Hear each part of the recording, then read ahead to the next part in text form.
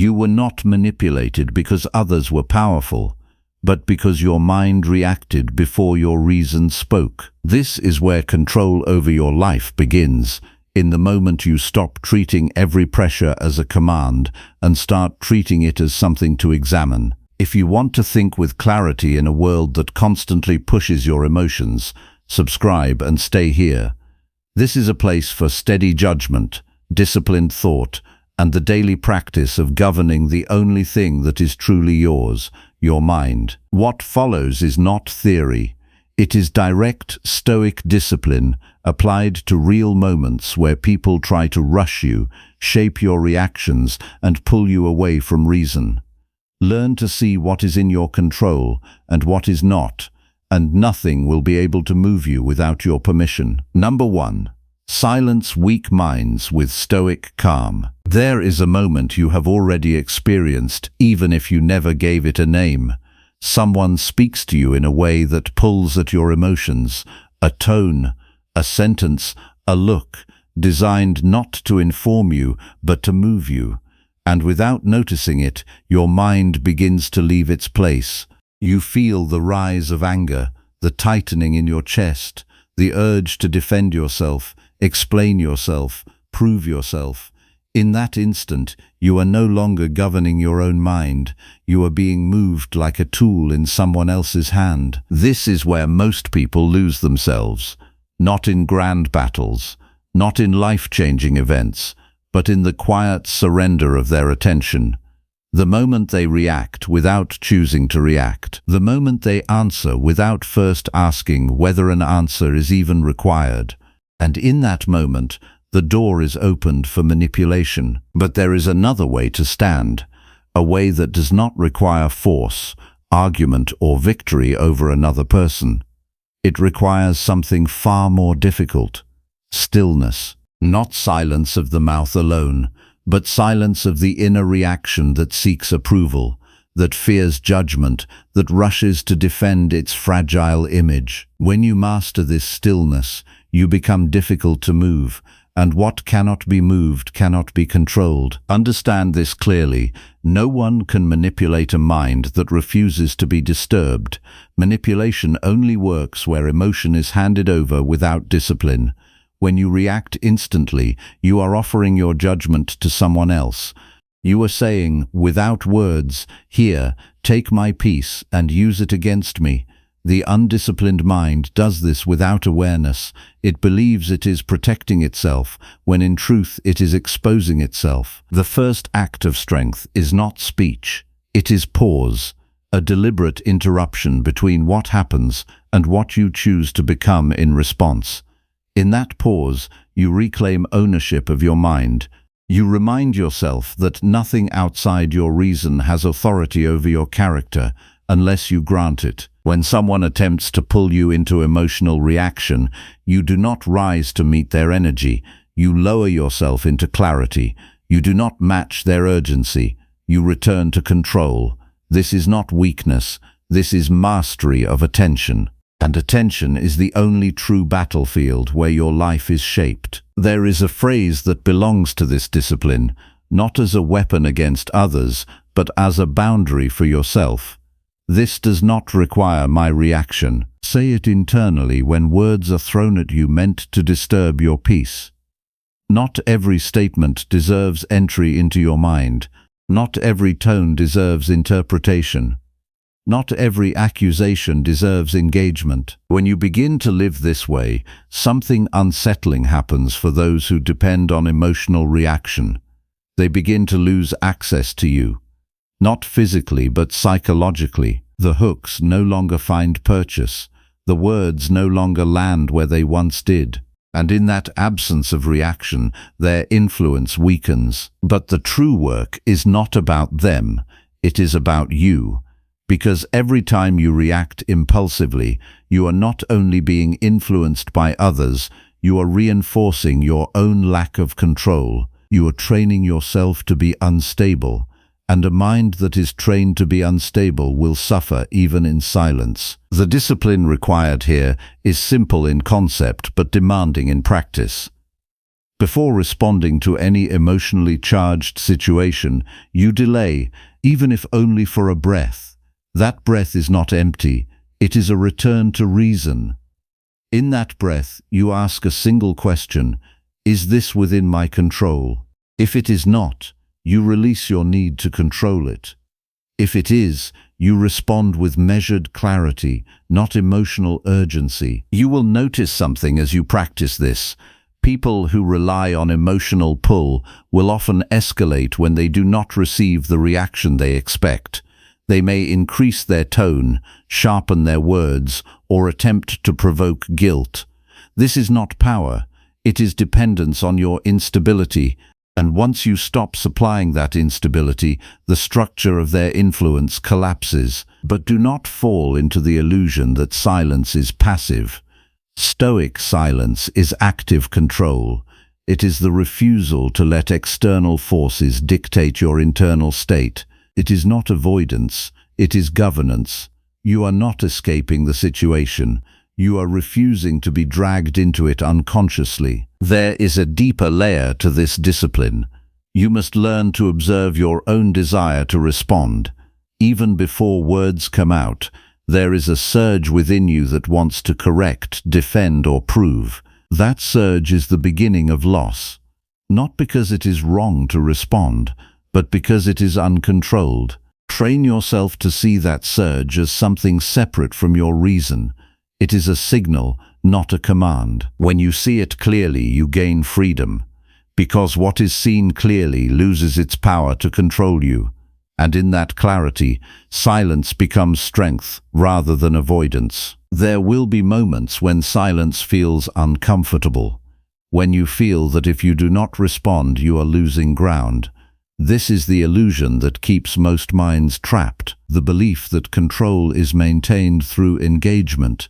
In truth, control is often maintained through restraint. The ability to not act when impulse demands action is a higher form of power than any argument. If you wish to practice this discipline, begin with small situations.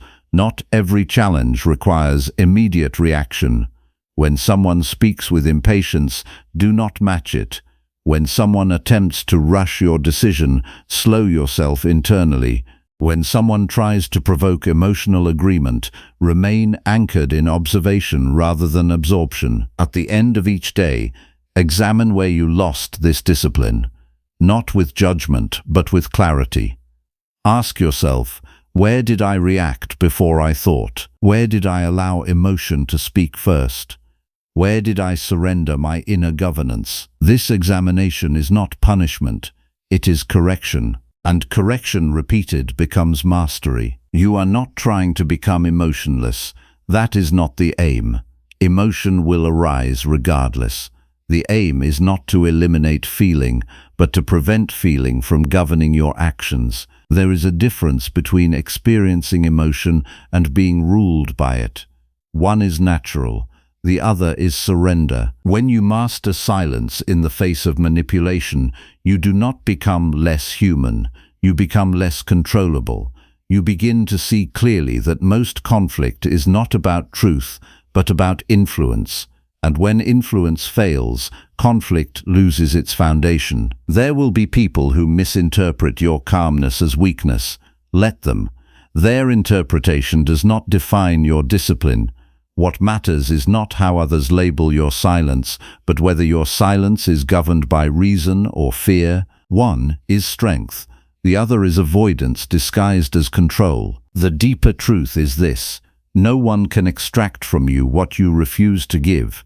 If you refuse emotional reaction, manipulation loses its tool. If you refuse impulsive speech, confusion loses its entry point. If you refuse internal surrender, external pressure loses its direction. But do not make the mistake of thinking this is about winning against others. That mindset still belongs to the same instability you are trying to leave behind. This is not a contest. It is self-governance. The only opponent worth observing is the part of you that still reacts without permission, and that part will resist. It will justify reaction. It will argue that silence is dangerous, that response is necessary, that you must defend yourself immediately. Do not argue with it. Observe it. Let it speak without obeying it. That is how mastery begins. As you continue this practice, something subtle but powerful will shift. You will notice that fewer things disturb you, not because the world has changed, but because your dependence on reacting has weakened. You will find space between stimulus and response. And in that space, your life becomes yours again. Hold on to this understanding. Every time you remain calm in the presence of provocation, you are not losing ground. You are reclaiming it. Every moment of silence governed by reason is a rejection of manipulation, and every rejection strengthens your sovereignty over your own mind. Do not rush this transformation. It is built through repetition, not intensity. One moment of restraint repeated consistently will do more than any sudden attempt at perfection. The goal is not to be flawless. The goal is to become aware before you act, rather than after. In time, you will notice that those who once easily disturbed you no longer reach the same depth, not because they have changed, but because you have stopped offering them access. And without access, influence dissolves. This is the beginning of real strength. Not loud strength, not reactive strength, but quiet, deliberate, unshakable presence. The kind of presence that does not need to announce itself because it is already anchored in itself. And once you have tasted this, you will no longer want to return to the old pattern of reaction, because you will understand that every unnecessary reaction was not protection. It was leakage of power, and you will no longer afford to leak what you can now hold within yourself. Number 2. Stoic responses that end manipulation fast. There is a moment when words are spoken at you, carefully shaped to move your emotions rather than clarify truth. You feel it immediately, even if you pretend not to. A subtle pressure enters the mind, pushing you toward haste, toward reaction, toward saying something that feels necessary in the moment, but becomes costly afterward.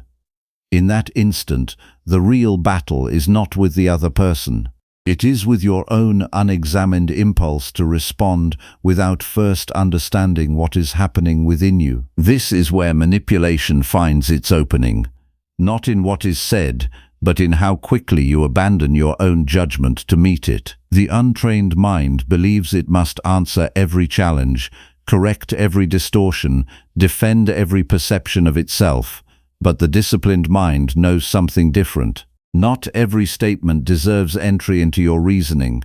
Not every emotional pressure requires participation. Some things dissolve when they are not fed. The first response of wisdom is not speech, but recognition. You recognize that what has been offered to you is not neutral information, but an attempt to shift your inner state. And once you see that clearly, you are no longer inside the same trap, because no manipulation survives full visibility. It depends on confusion, on automatic agreement, on the absence of reflection. Your task is not to silence others. Your task is to stop speaking from a mind that has not yet been examined. Every unexamined reaction is a form of surrender. You think you are defending yourself, but you are actually revealing your inner instability. The more quickly you react, the less control you are exercising. And control of the self is the only domain that cannot be taken unless you abandon it. Begin with this understanding. Your judgment is always the first point of contact with the world, not the event itself, not the words themselves, but your interpretation of them. And because interpretation happens within you, it is always under your authority. No one can force meaning into your mind without your acceptance. Yet most people never question what they accept. They receive impressions as if they were truths, rather than impressions that require testing. When manipulation appears, it often does so through urgency. It tries to compress your thinking into reaction. It removes space so that reason cannot breathe. The Stoic response is to restore space immediately. not outwardly dramatic space, but inward separation. You allow the impression to exist without granting it authority. You see it as something entering your mind, not something already defining your reality. In that moment, you practice a single internal discipline. You do not agree yet. You do not reject yet. You simply hold. You hold the impression in suspension until reason has had time to evaluate it. This small delay is where freedom lives, because once you rush to agree or oppose, you are already inside the emotional current someone else created. The mind that has been trained to respond slowly cannot be easily steered. It becomes resistant not through opposition, but through clarity. When you are clear, manipulation loses its direction. It has nothing to latch onto. It requires internal confusion to function, and clarity removes that foundation. There is a phrase that reflects this discipline internally. This is only an impression, not a command. Repeat it silently when you feel the pressure to react immediately, not as superstition, but as a reminder that your mind is larger than the first thought that enters it. You are not required to obey the first interpretation that arises. You are required to examine it. Most suffering begins when people accept impressions without scrutiny. Someone speaks harshly, and you immediately accept the interpretation that you are disrespected. Someone questions you, and you accept the interpretation that you are under attack. Someone disagrees, and you accept the interpretation that you are diminished. None of these are facts, they are judgments, and judgments can be corrected. When you begin to see this clearly, you realize that most manipulation is not about power over you, but about steering your interpretations. If your interpretations are disciplined, external pressure loses its leverage. A calm mind cannot be easily redirected because it does not move without reason. This is why the real Stoic response to manipulation is not clever wording or emotional counterattack. It is the refusal to let untested judgment become action. You slow the transformation of impression into response. In that delay, you recover authorship of your own behavior. Now consider how often you have spoken or acted without this pause. How many times you have replied intention, only to later realize that your words were shaped more by emotion than by truth. Each of those moments was not just a social mistake. It was a moment where your inner governance weakened, and a weakened governance invites further instability. To correct this, you must train your mornings. Before the day begins to shape your reactions, you prepare your mind to observe rather than absorb. You remind yourself that every interaction today will present impressions, and none of them require immediate ownership. You decide in advance that you will not confuse intensity with importance. This preparation is not abstract. It is a deliberate return to reason before exposure to external pressure. You begin the day by affirming that your only task is to act with clarity in what is within your control, your judgment, your intention, your response. Everything else is secondary. During the day, when manipulation appears in subtle or direct forms, you apply the same principle repeatedly. You separate what is said from what is true. You separate emotional tone from factual content. You separate urgency from necessity. And in that separation you reclaim stability. The undisciplined mind collapses these distinctions. It treats tone as truth, pressure as importance, and emotional charge as justification for reaction. The disciplined mind refuses this collapse. It keeps categories distinct, and in doing so, it remains steady while others escalate. There is another practice that strengthens this ability. At the end of each day, you review moments where you responded too quickly. Not to condemn yourself, but to understand the structure of your reaction. You ask what impression you accepted without examination. You ask what judgment you allowed to pass without question. This reflection is not about guilt. It is about sharpening perception. Over time, something shifts. You begin to notice the gap between impression and response more quickly. At first, it is only a fraction of a moment, but that fraction is enough to choose differently. And choice is where freedom resides. When you live this way, manipulation loses its speed advantage. It depends on catching you before awareness arrives. But once awareness becomes habitual, the advantage disappears. You are no longer easily moved because you are no longer unprepared. Do not mistake this for emotional suppression. Emotion will arise regardless. The discipline is not to eliminate feeling, but to ensure feeling does not bypass reason. Feeling becomes information, not instruction. It informs you, but it does not command you. The more you practice this separation, the more stable your responses become. You will notice that fewer conversations pull you into unnecessary conflict, not because others have changed, but because your participation in distortion has decreased. You no longer feed what once controlled you, and in that change, something important emerges. You begin to trust your own mind again, not because it never feels pressure, but because it no longer obeys pressure blindly. You begin to experience yourself as the one who observes, evaluates, and chooses, rather than the one who is carried by every external influence. This is the foundation of true independence, not isolation, not silence, but internal governance under all conditions. When you reach this point, manipulation does not need to be fought. It simply stops finding access, and what remains is clarity. Not perfect clarity, not permanent certainty, but the steady ability to pause, examine, and choose. That is enough. That is what has always been enough. Number 3. Words manipulators fear hearing most. There are words that enter your mind and immediately try to rearrange your judgment, not because they are true, but because they are aimed at your instability. You feel the shift before you even understand it. A sentence lands, and suddenly you are no longer observing reality. You are reacting to a version of reality someone else is trying to construct inside your mind. This is the quiet battlefield where most people lose themselves, not through force, not through argument, but through agreement with impressions they never examined.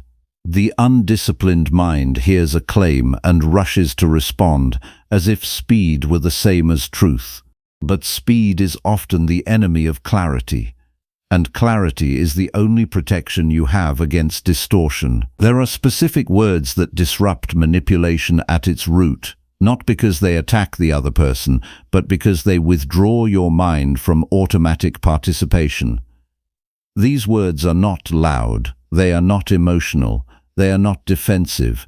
They are structured around reason, and reason alone is what manipulation cannot survive. The first of these is the refusal to accept unexamined claims. When something is said to you that attempts to define your character, your intentions, or your value, the disciplined response is internal distance. You do not absorb it as truth. You hold it as an impression awaiting judgment. In that space, you silently recognize this requires examination, not reaction. Most people fail here because they confuse being spoken to with being defined. They allow language to become identity, but no external statement has authority over your character unless you grant it. Your character is shaped by your choices, not by someone else's interpretation of your choices. When you forget this, you become governable through words alone. Another stabilizing response is the recognition of irrelevance. When someone attempts to pull you into emotional escalation, you do not match their tone or urgency. Instead, you internally classify the attempt. This does not concern my judgment. This is not avoidance, it is classification. You are sorting what belongs to your reason and what does not. And what does not belong loses its ability to disturb you. The manipulative mind depends on your participation. It requires your emotional agreement, even if only for a moment. When you withdraw that participation, the structure collapses. There is nothing left to hold the pressure in place. What remains is only noise without authority. But the deeper practice is not in responding to others. It is in examining your own readiness to be moved. You must ask yourself why certain words still reach you, why certain tones still create tension, why certain accusations still produce inner instability. The answer is not outside of you. It is in the parts of your thinking that still treat external opinion as something essential to your identity. This is where the undisciplined mind reveals itself. It seeks approval, fears rejection, and treats disagreement as harm. From this foundation, manipulation does not need complexity, it only needs emotional leverage. But when you remove that foundation, the leverage disappears. The Stoic approach begins long before any interaction occurs. It begins in the morning, before the world has had the opportunity to insert its interpretations into your awareness. At that time you remind yourself that nothing today will define your worth except your reasoning and your conduct. Everything else will be external, temporary, and not under your control. This morning discipline is not motivational thinking. It is structural preparation. You are training your mind to recognize categories before exposure to distortion. You are deciding in advance that impressions will not automatically become beliefs. As the day unfolds, you apply a simple but powerful internal method. When words are directed at you that carry emotional charge, you separate three things immediately: what is being said, what it means, and whether it is within your control to respond. Most people merge these three into a single emotional reaction. The disciplined mind keeps them distinct. What is said is external. What it means is interpretation.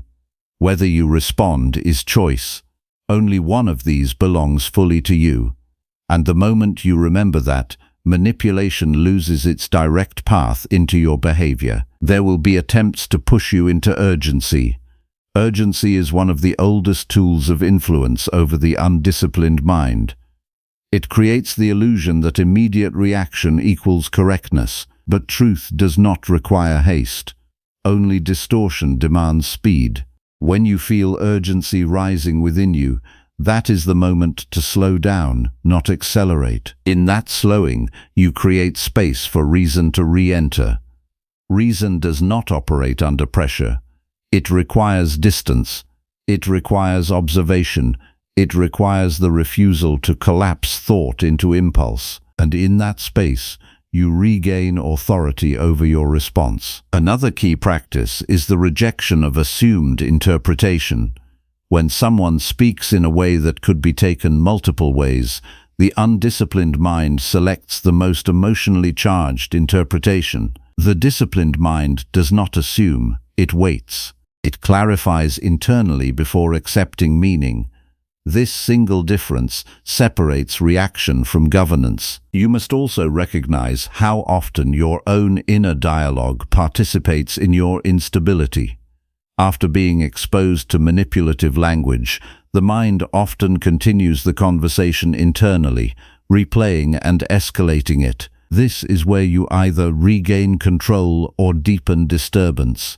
You interrupt this cycle not by suppression, but by returning attention to what is actually within your control, your next action, your next choice, your next judgment. At the end of the day, reflection becomes essential, not as judgment of others, but as examination of your own responsiveness.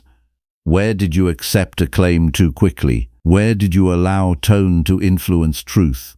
Where did you respond before understanding?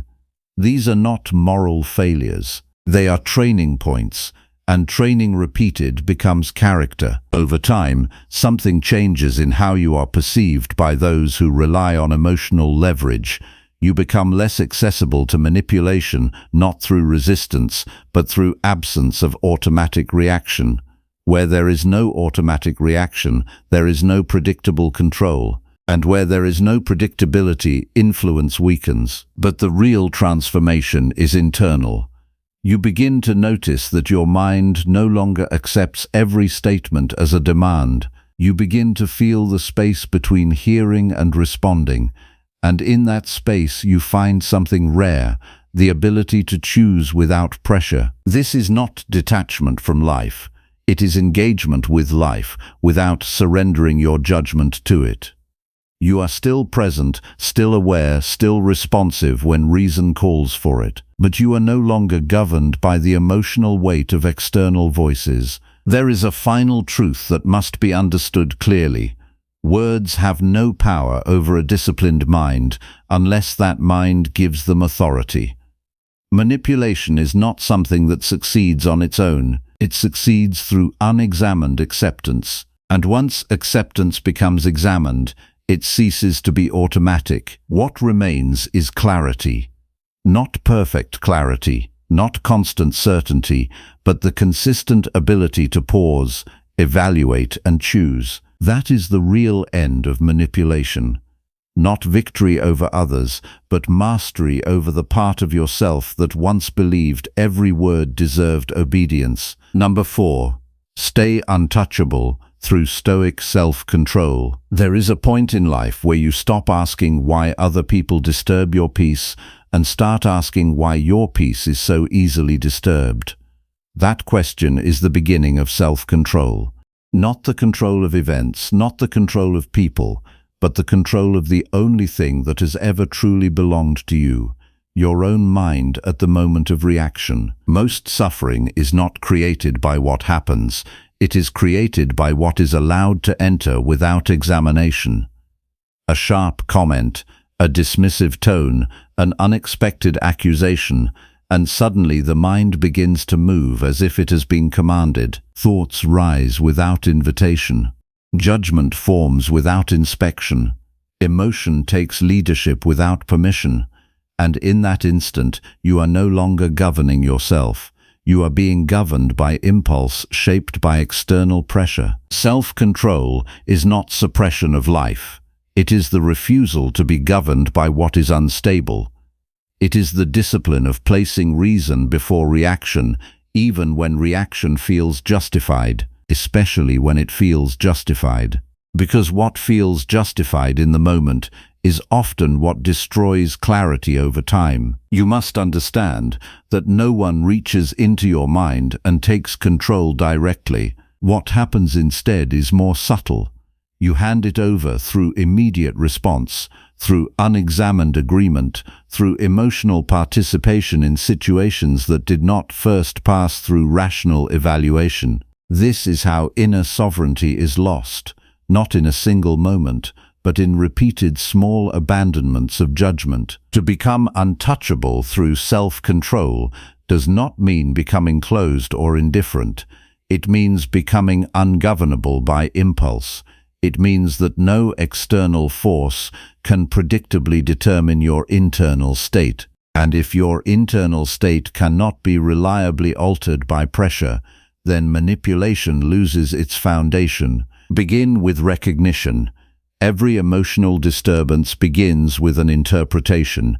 Not the event itself, but your judgment of the event. This judgment often appears instantly, as if it were truth.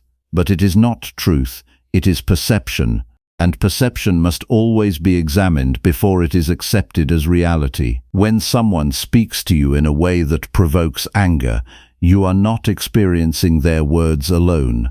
You are experiencing your interpretation of their words. When someone ignores you, you are not experiencing silence alone. You are experiencing the meaning you assign to that silence. And because meaning is assigned internally, it can be reviewed internally. This is where self-control begins, in the pause between impression and acceptance. In that moment, you do not rush to define what is happening. You hold it, you observe it, you refuse to allow it to become identity before it has been examined. This is not delay for its own sake. It is discipline protecting clarity. The undisciplined mind collapses this space. It treats impression as conclusion. It treats emotion as instruction. It treats reaction as necessity. and because of this collapse, it becomes easily moved, easily provoked, easily redirected, not because it is weak in capacity, but because it is untrained in restraint. To correct this, you must train your attention before the day begins. In the morning, before exposure to the world's demands, you establish a clear internal rule. Nothing external will immediately determine my response. This is not a statement of defiance. It is a commitment to governance. You decide that your reactions will pass through reason before they become action. This morning discipline is not abstract thinking. It is preparation for encounters you cannot predict. You are training yourself to remain stable regardless of what form disturbance takes, because disturbance will come, not as exception, but as normal condition of interaction with others. The question is not whether you will be challenged. The question is whether you will remain governed when challenged. During the day, when pressure appears, you apply separation. You separate what is happening externally from what is happening internally. You observe the external event without immediately merging it with your identity. Someone's tone is external. Someone's opinion is external. Someone's behavior is external. Your interpretation of these things is internal and therefore within your responsibility. Most people suffer because they merge these layers.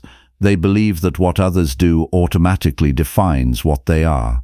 But this is a mistake of judgment, not a fact of existence.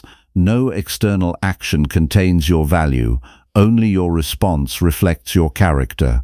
Self-control becomes visible in how slowly you allow reaction to form. Not suppression, but inspection. When emotion rises, you do not follow it immediately. You observe it as a signal, not a command. Anger signals perceived injustice. Fear signals perceived threat. Frustration signals resistance to reality. But signals are not instructions. They are data requiring interpretation. If you treat every signal as instruction, you lose governance. If you treat signals as information to be evaluated, you gain clarity. The difference is decisive. There will be moments when you feel the pull to react immediately, especially when your image feels challenged. This is where most people lose self-control without realizing it.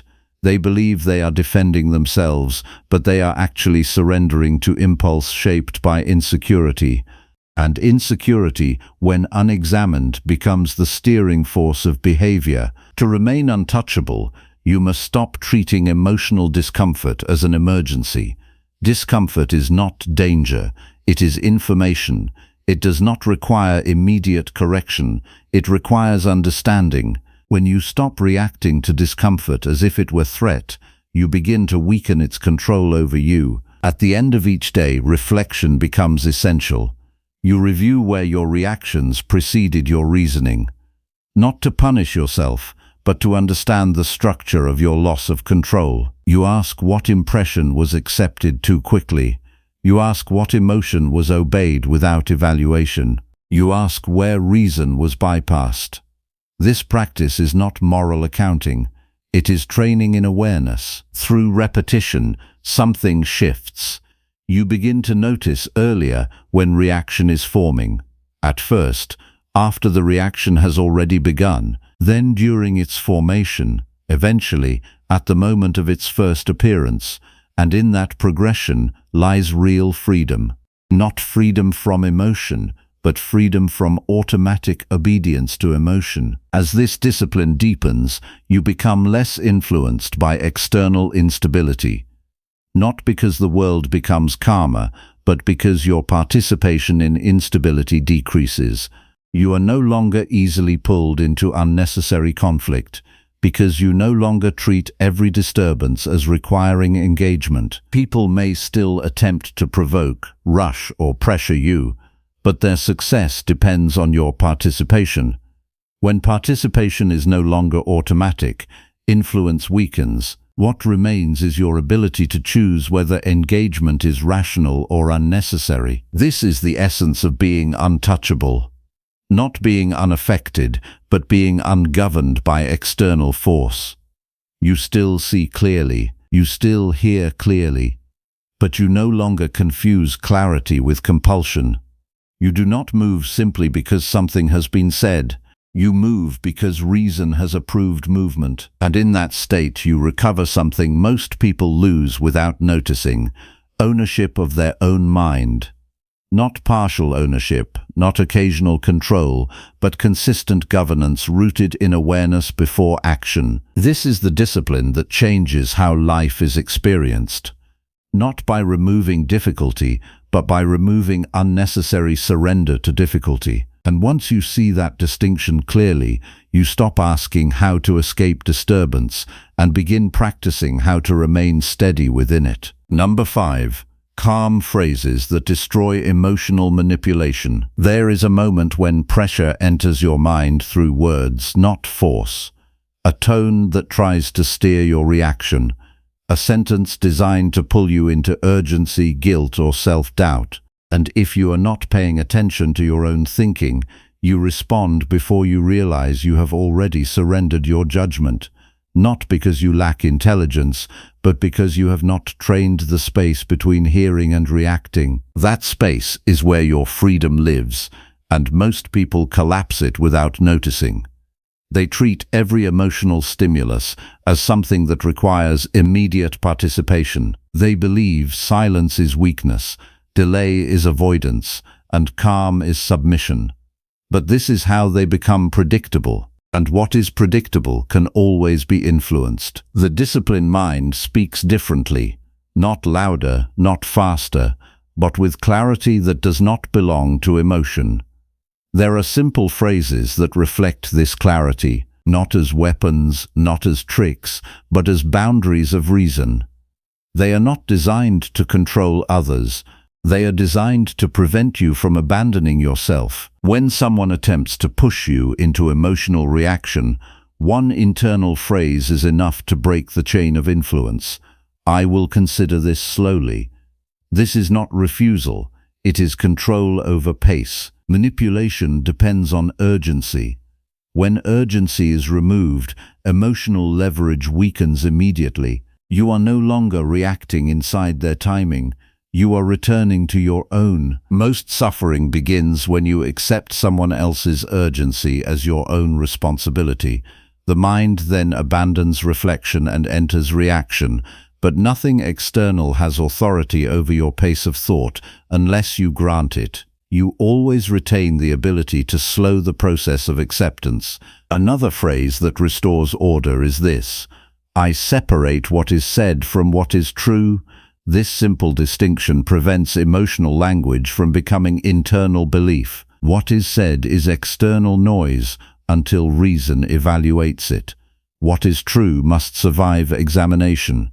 Without this separation, every statement becomes identity, and every accusation becomes internalized harm. You do not need to respond to everything that enters your awareness. Much of what disturbs people gains strength only because it is allowed to continue unexamined within the mind. When you refuse immediate acceptance, the emotional weight begins to dissolve on its own. What is not fed cannot grow. There is also a phrase that restores your sense of control when judgment is being imposed on you. This is their perception, not my obligation. Most manipulation works by transferring someone else's interpretation into your sense of self. If you accept that transfer, you begin living according to external definitions rather than internal reasoning. But perception is never ownership. It belongs to the one who forms it, not the one who hears it. Your responsibility is not to absorb every perspective as truth. Your responsibility is to evaluate whether it aligns with reason and virtue. If it does not, it remains external, and what remains external cannot govern your character unless you allow it. Another stabilizing phrase is this: I do not need to respond immediately. This interrupts the automatic reflex that equates silence with weakness. Silence is not absence of strength, it is the presence of control. When you stop responding immediately, you begin to observe your own impulse before it becomes action. That observation is the beginning of mastery. The undisciplined mind confuses reaction with protection. It believes that quick response prevents harm. In reality, quick response often creates unnecessary conflict, regret, and internal disturbance. When you delay response, you give reason time to function, and reason is the only part of you capable of distinguishing between perception and reality. There is a deeper phrase that reshapes internal stability. What is within me is my responsibility. What is outside me is not. This is not detachment from life. It is clarity about jurisdiction.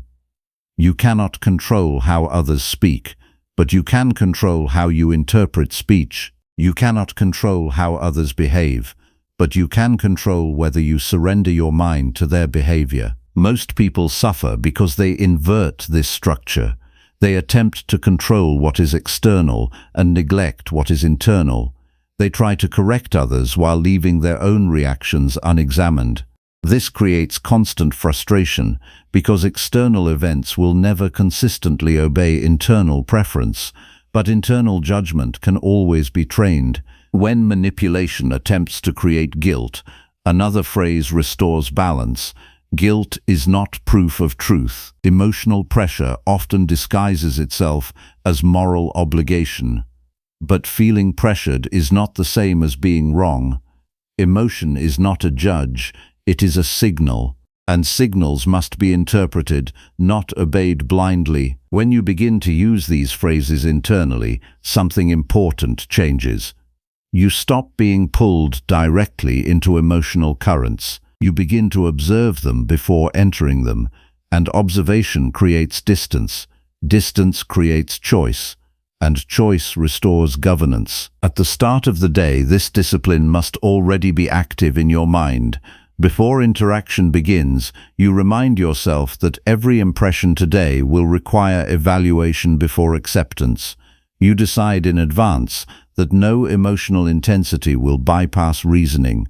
This is not prediction of events, it is preparation of judgment. As the day unfolds, you will encounter attempts to accelerate your thinking. Some will be subtle, through tone. Others will be direct, through accusation or pressure. In each case, your response is not to match intensity, but to restore clarity. You slow the internal process. You separate impression from truth. You refuse immediate agreement. You remain anchored in reason. At the end of the day, reflection becomes essential again.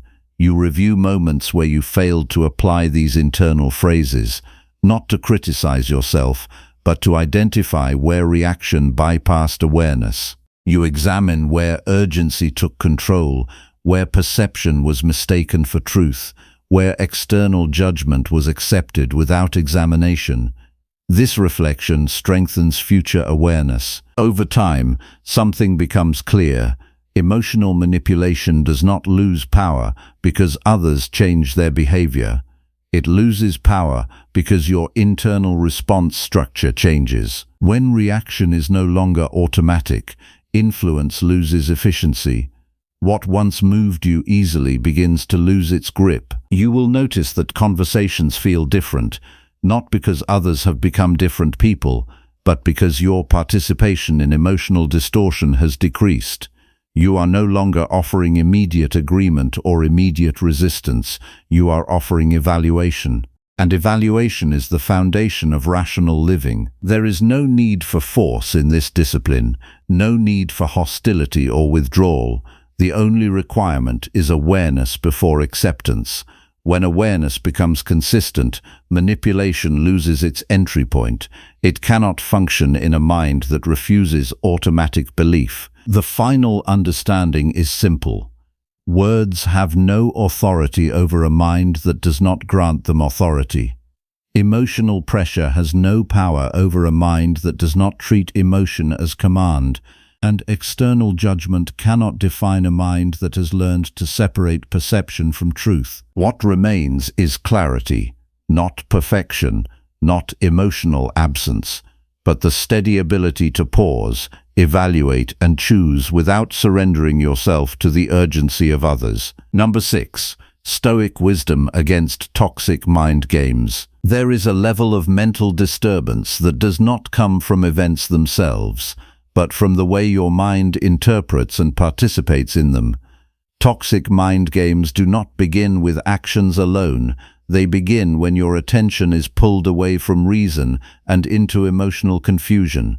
The moment you stop examining what you accept as true, you become vulnerable to distortion that feels real but is not grounded in judgment. You are not disturbed by others directly. You are disturbed by your agreement with impressions that have not been tested. This is the point most people refuse to examine. They believe their suffering is caused by the behavior of others, when in reality it is caused by their untrained acceptance of internal conclusions formed too quickly.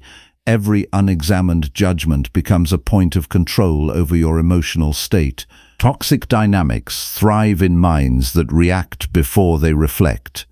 They depend on speed, assumption, and emotional engagement. When you respond without pausing to evaluate, you step into a structure already designed to move you away from clarity. You are no longer observing the situation.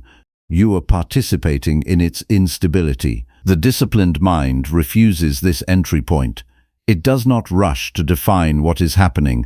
It does not accept emotional framing as truth. It begins by separating what is presented from what is real. This separation is the foundation of inner stability. Without it, every interaction becomes a source of unnecessary disturbance. You must learn to see that most mind games rely on one simple mechanism: the transfer of emotional interpretation into your sense of identity. Someone expresses frustration, and you assume responsibility for it. Someone projects accusation, and you begin to question your own worth. Someone shifts tone, and you begin to adjust your behavior as if their emotional state is your obligation. This is not awareness. This is unexamined submission. Stoic wisdom begins by breaking this automatic transfer. You remind yourself that what is external belongs to the external. What is internal belongs to you, and the boundary between them must be actively maintained through attention. If you allow that boundary to dissolve, you will live according to other people's emotional instability rather than your own reasoning. When you encounter manipulation through shifting narratives, inconsistent behavior, or emotional pressure, the correct response is not immediate opposition or defense. It is classification. You observe what is happening and assign it its proper place. Impression, not truth. Temporary expression, not fact. External behavior, not internal command. This classification protects your mind from absorbing confusion, because confusion grows when everything is treated as equally valid without evaluation. Not everything that is said deserves belief. Not everything that is felt deserves obedience. And not everything that is directed at you requires participation. The undisciplined mind fails here because it seeks certainty through reaction. It believes that responding quickly will clarify the situation, but reaction often multiplies confusion. It turns observation into conflict and turns misunderstanding into emotional entanglement. In this state, you are no longer evaluating reality. You are reacting inside it. To correct this, you must develop the habit of delayed judgment. Not delayed action, but delayed acceptance. When something is said or done that creates tension, you do not immediately decide what it means. You hold it in suspension. You allow reason time to analyze without emotional interference. This suspension is where clarity is preserved. During this suspension, you return to a simple internal principle. Only what can be verified through reason and virtue deserves entry into your stable belief system. Everything else remains provisional. This prevents emotional narratives from becoming internalized identity. Many toxic interactions persist because people feel obligated to resolve emotional tension immediately. They believe discomfort must be corrected instantly, but discomfort is not a signal for immediate action. It is a signal for examination. and examination requires stillness, not reaction. At the beginning of each day, you must reinforce this structure deliberately. Before engaging with others, you remind yourself that impressions will arise, and none of them are automatically trustworthy. You prepare your mind to observe without absorption. This preparation is not defensive. It is disciplined readiness to think clearly under pressure. As the day unfolds, situations will attempt to bypass this preparation. Emotional tone will try to replace reasoning. Urgency will try to replace reflection. Ambiguity will try to replace clarity. In each case, your responsibility is the same. Maintain separation between impression and acceptance.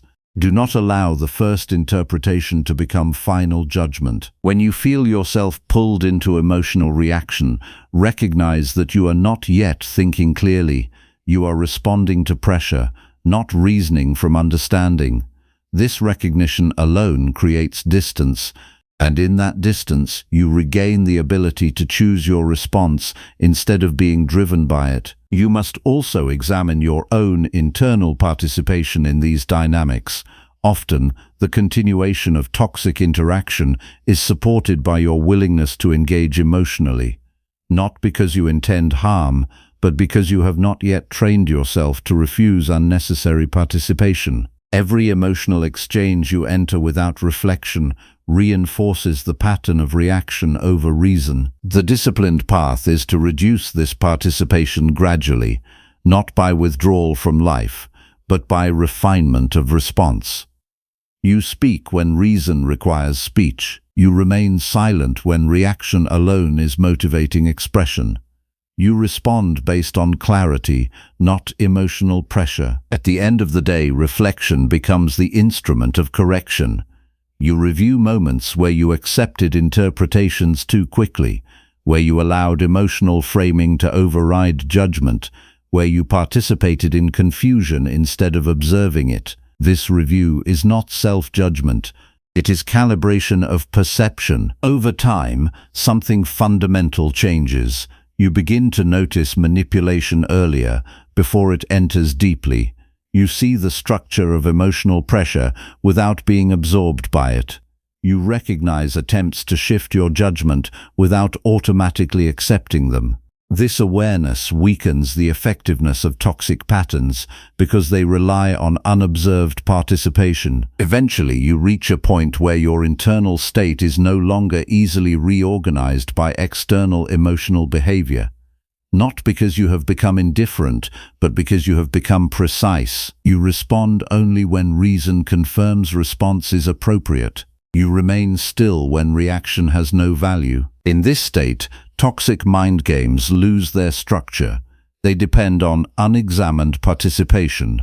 When participation is replaced by observation, their influence dissolves. What remains is clarity of perception and control over response. And in that clarity, you understand something essential. Your peace was never taken from you by others. It was repeatedly surrendered through unexamined acceptance of impressions that did not deserve authority. Once that pattern is broken, the mind returns to its rightful function, to observe, to evaluate, and to choose without confusion. Number 7. Speak less. Control every situation calmly. There is a form of weakness that hides itself behind constant speech. Not the weakness of voice, but the weakness of a mind that has not learned to remain steady without filling silence. When a person speaks too much, they are often not expressing control over a situation, but revealing a lack of control within themselves. Words become a substitute for clarity, and noise becomes a replacement for judgment. You begin to lose governance over situations, not when others act, but when you react without restraint. Every unnecessary word becomes a fragment of your attention scattered outside your control, and what is scattered cannot be governed. The mind that speaks without discipline exposes its inner instability long before any external outcome is decided. To speak less is not to withdraw from life. It is to enter life with precision. It is to recognize that every word you release carries consequence, not because words are dangerous, but because undisciplined expression reveals undisciplined thinking, and undisciplined thinking always leads to unnecessary disturbance. Most people believe control is achieved by increasing effort in conversation, by explaining more, defending more, convincing more, but control does not come from expansion of speech. It comes from refinement of judgment. When judgment is clear, speech becomes minimal. When judgment is unclear, speech becomes excessive. The undisciplined mind rushes to fill silence because silence forces confrontation with internal disorder. In silence, you are left with your actual thoughts, not your performed ones. And many avoid this confrontation by speaking continuously, believing they are managing situations when in reality they are avoiding self-awareness. The disciplined mind does the opposite. It allows silence to remain intact long enough for reason to operate. Before speaking, it asks whether the words are necessary, whether they serve clarity, and whether they arise from understanding rather than impulse. If the answer is unclear, it refrains, not out of fear, but out of control. When you enter any situation with the intention to speak less, you immediately regain authority over your internal state. You are no longer reacting to every emotional shift in the environment. You are observing first, then choosing whether response is required at all. This shift alone changes the structure of every interaction you enter. Many conflicts are sustained not by truth, but by excessive participation. The more you speak without necessity, the more you contribute to instability. Every unnecessary justification opens space for further misunderstanding. Every impulsive explanation creates new points of emotional friction. But when speech is reduced to what is essential, clarity begins to dominate the interaction. You must understand that control in any situation begins internally, not externally. It is not achieved by dominating outcomes or forcing agreement. It is achieved by maintaining clarity within yourself regardless of external pressure, and clarity is preserved through restraint, not expansion. When you feel the urge to respond immediately, that is not a sign that speech is required. It is a sign that emotion is active. Emotion can inform awareness, but it cannot be allowed to direct speech without examination. The disciplined response is to delay expression until reason has had time to evaluate what is actually necessary. At the beginning of each day, this discipline must be established deliberately. Before you engage with others, you set an internal intention. I will not speak from impulse. I will speak only from clarity. This is not suppression of expression. It is alignment of expression with judgment. You are deciding in advance that your words will not be governed by reaction. As the day unfolds, situations will arise that test this discipline. People will attempt to draw you into excessive explanation. They will challenge your position in ways that provoke emotional defense. They will introduce ambiguity that invites unnecessary speech. In each case, your responsibility is not to respond quickly, but to respond correctly. Correct response often requires fewer words than instinct suggests. A clear mind does not need extended justification. It recognizes that truth does not multiply through repetition. It stands as it is, without requiring constant reinforcement. You will notice that when you begin to speak less, your perception of situations becomes sharper. This is because attention is no longer divided between thinking and unnecessary expression. You begin to observe more and react less. Observation strengthens judgment. Reaction weakens it. There is also a deeper effect. When you speak less, others begin to reveal more. Silence creates space for truth to appear without interference. Many people fill silence with their own patterns, their own assumptions, their own emotional projections. By not overfilling that space yourself, you allow reality to surface more clearly. But the real discipline is not external, It is internal restraint against the compulsion to assert yourself unnecessarily. The undisciplined mind equates speaking with control, but this is illusion. Real control is the ability to remain silent when speech would only serve impulse, and to speak only when reason demands clarity. At times, silence will feel uncomfortable. The mind will interpret it as loss of control or missed opportunity. But discomfort is not a signal of error. It is a signal that old patterns are being interrupted. Those patterns often relied on excessive speech to maintain a false sense of influence over situations. You must learn to endure that discomfort without abandoning discipline. In doing so, you train the mind to recognize that influence does not depend on volume of speech, but on precision of thought. And precision requires restraint. At the end of each day, reflection becomes necessary. You examine moments where speech exceeded necessity, where explanation replaced clarity, where reaction replaced judgment. This reflection is not self-criticism, it is awareness training. You are learning to identify the difference between necessary expression and emotional overflow. Over time, something fundamental shifts. You begin to notice that your words carry more weight because they are fewer. You are no longer diluted by unnecessary expression. People begin to recognize clarity in your speech because it is no longer obscured by impulse. More importantly, you begin to experience internal stability. Situations that once required constant verbal engagement no longer disturb your mind. You observe more. You interpret less emotionally. You respond only when needed, and even then, with measured precision. This is how control over situations is actually achieved, not through forceful speech, not through dominance of conversation, but through disciplined restraint that keeps your judgment intact, regardless of external pressure. When speech is aligned with reason rather than impulse, every situation becomes clearer, and every response becomes more effective. And in that clarity, you discover something most people never realize. The less you speak from reaction, the more control you actually possess over your inner world. Because control was never in the volume of words, it was always in the discipline behind them. Number 8.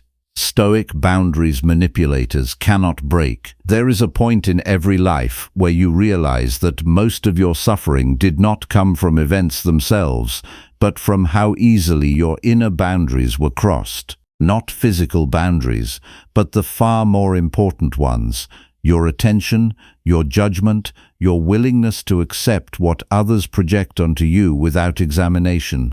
Every time you allowed pressure, tone, or expectation to override your own reasoning, you weakened the structure that should have protected your mind. A boundary is not something you announce to others. It is something you maintain within yourself.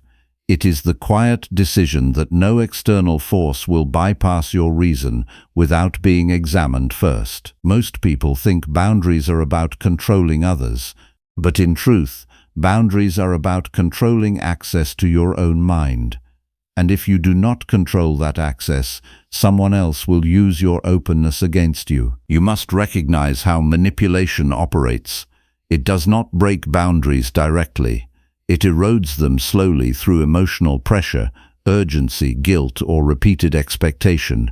It relies on your willingness to abandon clarity in order to avoid discomfort. Each time you respond without reflection, each time you agree without understanding, each time you act to relieve tension instead of to uphold reason, you are not maintaining boundaries, you are dissolving them. Stoic discipline begins by understanding what belongs to you and what does not.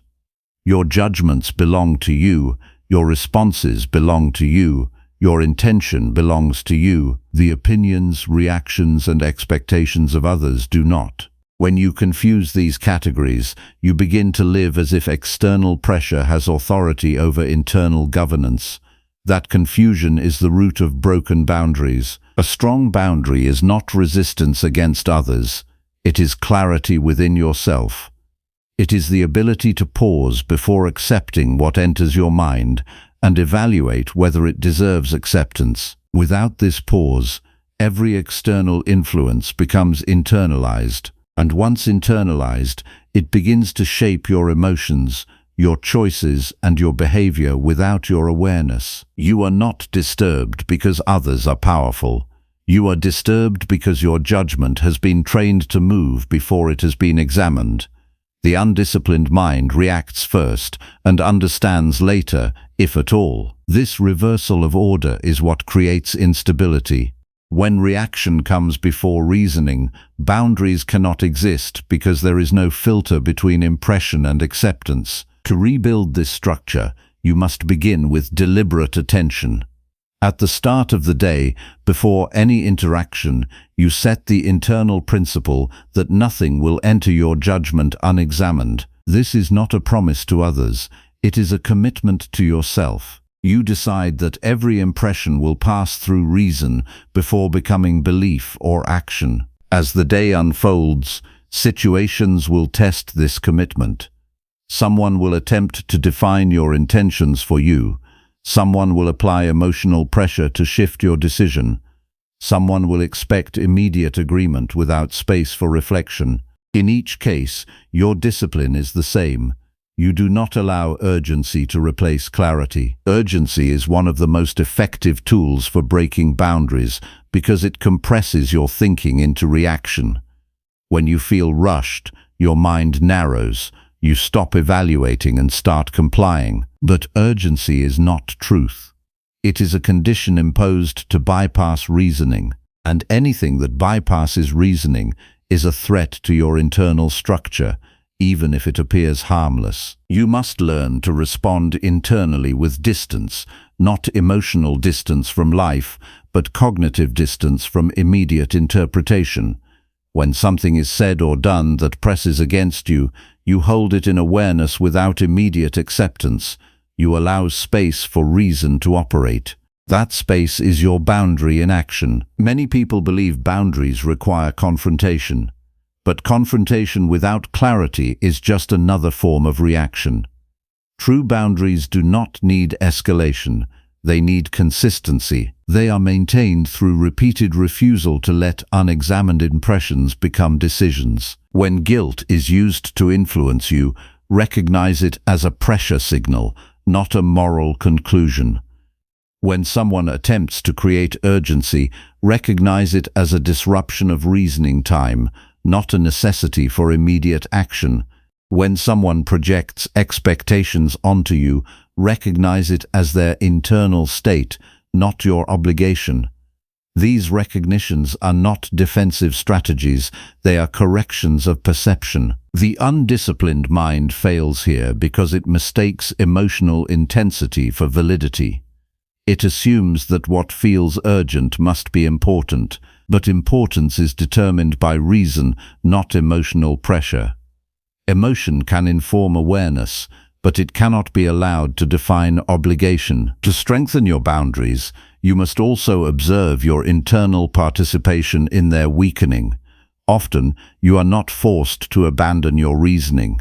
You choose to do so in order to avoid discomfort, disagreement, or delay. This is where boundaries collapse from within.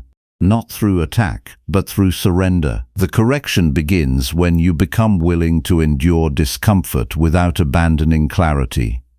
You will feel tension when you pause instead of reacting. You will feel uncertainty when you refuse immediate agreement. You will feel resistance when you prioritize reasoning over emotional relief. But these feelings are not indicators of error. They are signs that old patterns are being interrupted. At the end of each day, reflection becomes necessary. You review moments where your boundaries were weakened, not to judge yourself, but to identify where reasoning was bypassed. You ask where you accepted pressure instead of evaluation, where you allowed urgency to replace understanding, where you confused emotional discomfort with obligation. This reflection strengthens awareness over time. Gradually, something changes in how you experience interaction. You begin to notice pressure earlier, before it fully takes hold. You recognize attempts to bypass your reasoning before you engage with them. You become less reactive, not because you are withdrawing from life, but because you are no longer participating in unexamined influence. Your boundaries become stable not because others change their behavior, but because your internal process becomes consistent. You no longer accept impressions automatically. You no longer allow urgency to dictate decisions. You no longer confuse emotional intensity with truth. And in that consistency, something essential emerges. You begin to experience yourself as the one who governs access to your mind. Not through force, not through resistance, but through disciplined awareness. What enters is examined. What is examined is either accepted or released. Nothing bypasses that structure without permission. This is what it means to have boundaries that cannot be broken. Not walls against the world, but clarity within the mind that refuses unexamined influence. And once that clarity is established, manipulation loses its path, not because the world becomes different, but because your participation in confusion no longer exists. Number 9. Master emotional detachment from manipulators. There is a moment in every person's life when they finally realize that emotional suffering is not being caused by other people, but by the way their mind keeps reaching outward to attach itself to what it cannot control. You are not disturbed by what others do. You are disturbed by your decision, often unconscious, to make their behavior matter more than your own judgment. This is where emotional entanglement begins, not in their actions, but in your attachment to interpreting those actions as personal. Emotional detachment is not coldness. It is not indifference. It is the disciplined refusal to let your inner state be governed by what exists outside your control. Most people misunderstand this and believe they must feel everything deeply in order to be human. But feeling without governance is not depth, it is instability. The undisciplined mind believes that intensity of emotion is proof of truth, but emotion is only evidence that an impression has entered. It is not evidence that the impression is correct. When you remain emotionally attached to manipulators, you are not seeing them clearly. You are seeing your interpretation of them, shaped by reaction rather than reason. You begin to adjust yourself based on their behavior, as if their instability requires your participation. This is how you lose internal sovereignty, not through force, but through repeated emotional engagement with what does not belong to your control. The foundation of emotional detachment is the recognition that other people's internal states are not your responsibility. Their moods, their judgments, their expectations, their attempts to influence you do not become obligations simply because they are directed at you. Yet most suffering begins when you accept that transfer without examination. You begin to feel responsible for what was never yours to govern. Stoic clarity begins by separating impression from ownership. When someone attempts to provoke you emotionally, you must first see the event as an external movement, not an internal command. Their words are sound, their behavior is action. Neither of these automatically becomes truth within your mind unless you allow it to pass unexamined into belief. Detachment is built through this separation. You observe without absorption, you recognize without agreement, you feel without surrendering control of interpretation. This is not suppression of emotion, it is governance over interpretation. Emotion will arise regardless, but it does not have to become instruction for action or identity. The undisciplined mind suffers because it merges observation with identity. Someone criticizes, and the mind becomes the criticism. Someone withdraws attention, and the mind becomes abandonment. Someone expresses anger, and the mind becomes guilt or defense. In each case, external behavior is absorbed as internal reality. This merging is the source of emotional dependency. To break this pattern, you must train yourself to pause before interpretation becomes conclusion. In that pause, you remind yourself that nothing external has entered your moral character. Only your judgment about it is forming, and judgment can always be revised. This is where emotional freedom begins, in the recognition that interpretation is under your control. At the start of each day, you must prepare your mind for emotional contact with others, not by expecting harm, but by establishing clarity. You remind yourself that you will encounter behaviors that are not within your control, and that none of those behaviors require internal disturbance. You decide in advance that your emotional state will not be governed by external fluctuation. As the day unfolds, you will encounter attempts to pull you into emotional alignment with others. Someone may seek validation through pressure. Someone may attempt to shift your judgment through guilt. Someone may provoke reaction to regain influence over your attention.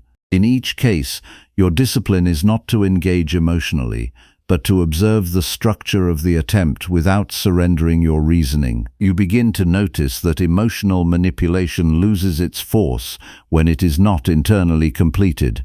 It requires your participation to succeed. Without your emotional agreement, it remains incomplete.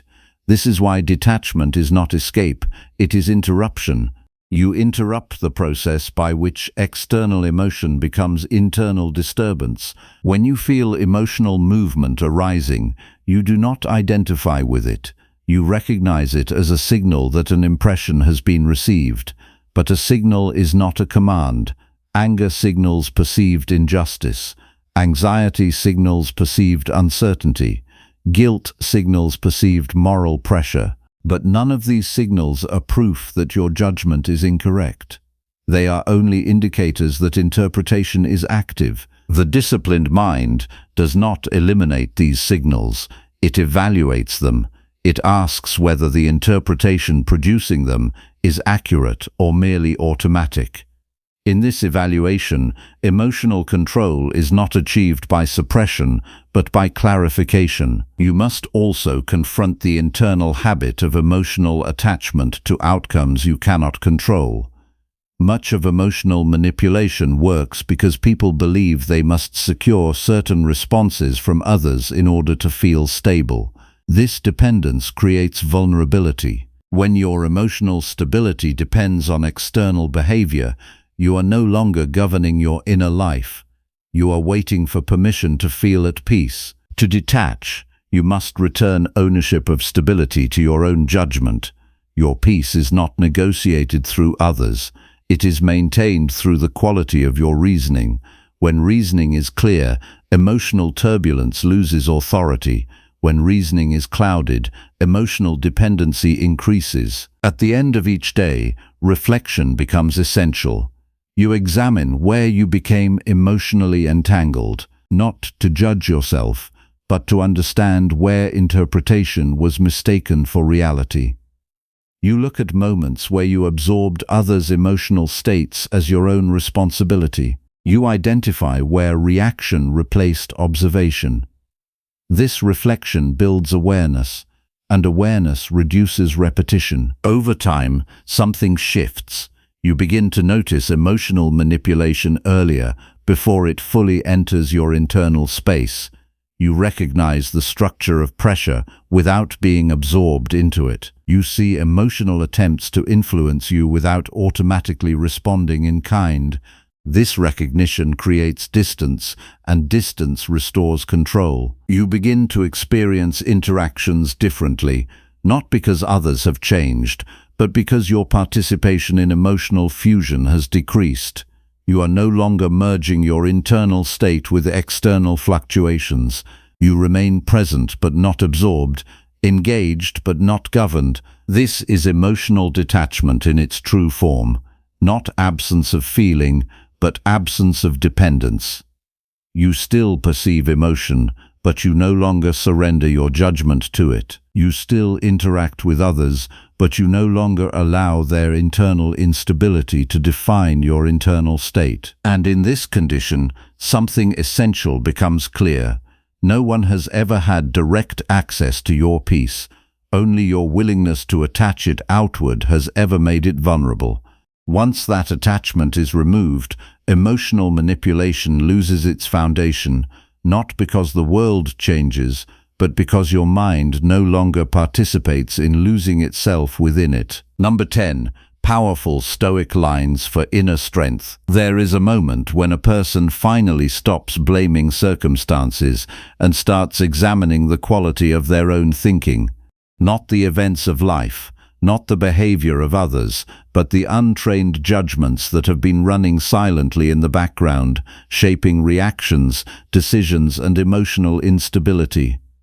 Most suffering is not delivered from outside.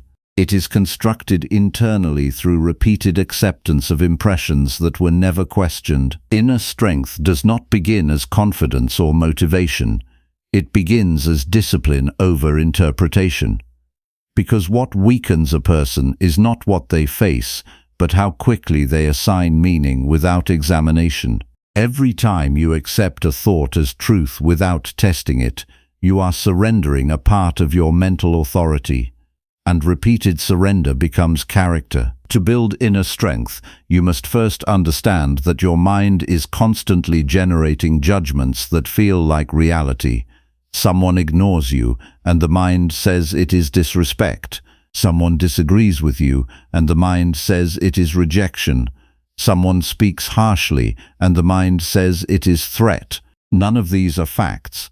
They are interpretations formed without deliberation, and unexamined interpretation is the root of emotional instability. The disciplined mind interrupts this automatic process. It does not rush to define meaning. It pauses and asks whether the interpretation is necessary, whether it is accurate, and whether it belongs to reason or reaction.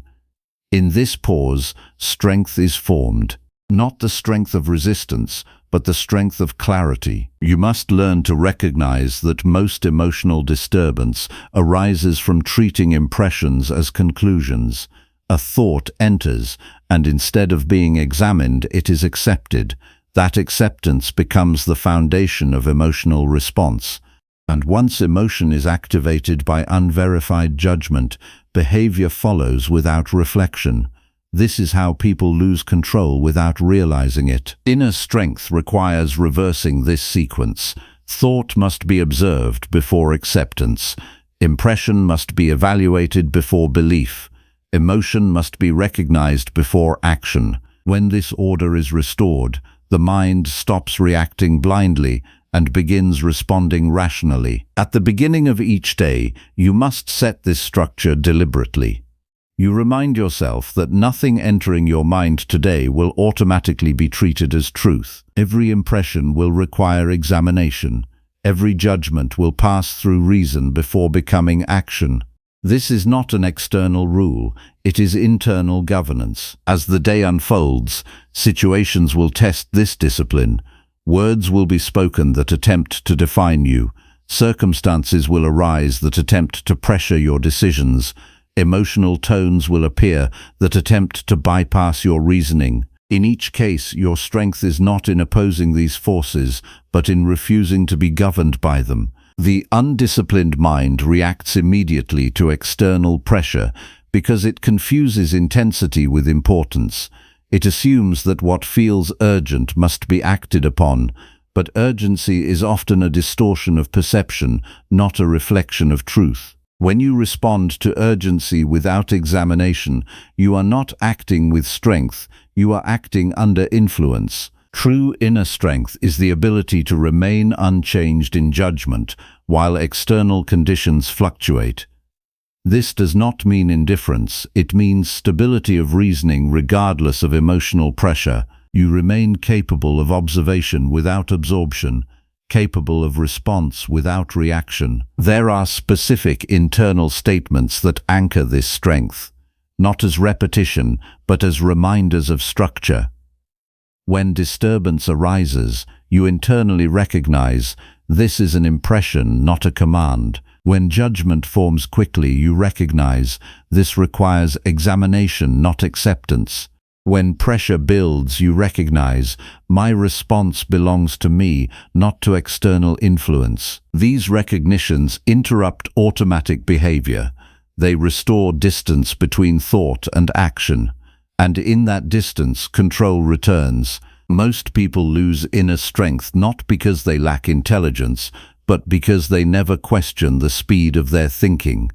They allow thoughts to become decisions without inspection. They allow emotions to become instructions without evaluation. And over time, this creates a mind that reacts faster than it reflects. To correct this, you must train yourself to endure the space between stimulus and response. That space will feel uncomfortable at first because it interrupts habitual reaction. But discomfort is not a sign of weakness. It is a sign that awareness is replacing automation. And awareness is the foundation of strength. You will also need to examine your attachment to outcomes you cannot control. Much of emotional instability arises from expecting reality to conform to internal preference. When it does not, the mind interprets resistance as personal loss, but reality is not obligated to match expectation. And strength begins where expectation ends. When you release attachment to what is outside your control, you stop reacting emotionally to what was never yours to govern. You redirect attention to what is always within your authority: judgment, intention, and response. These are the only true domains of strength. At the end of each day, reflection becomes necessary. You review moments where your judgment was bypassed by emotion, where impression became belief without examination, where reaction replaced reasoning. This reflection is not punishment, it is refinement. You are training the mind to recognize its own patterns of instability. Over time, something changes. You begin to notice the formation of judgments earlier, before they become reactions. You see thoughts as they arise, instead of only seeing their consequences. This awareness gives you the ability to intervene before behavior is determined by impulse. As this discipline deepens, external circumstances lose their power to destabilize your internal state, not because they become easier, but because your relationship to them becomes governed by reason rather than reaction. You no longer interpret every situation as a demand for emotional response. You interpret it as information requiring evaluation. This shift creates a form of strength that is quiet but unshakable. Not the strength of resistance, but the strength of clarity maintained under pressure. You are no longer easily moved by the fluctuations of external events because your judgment is no longer dependent on them. And in this clarity, you recognize the final truth. Inner strength is not something added to you. It is what remains when automatic judgment is removed. It is what appears when reaction is replaced with examination. It is the stability that exists when the mind no longer mistakes impression for truth.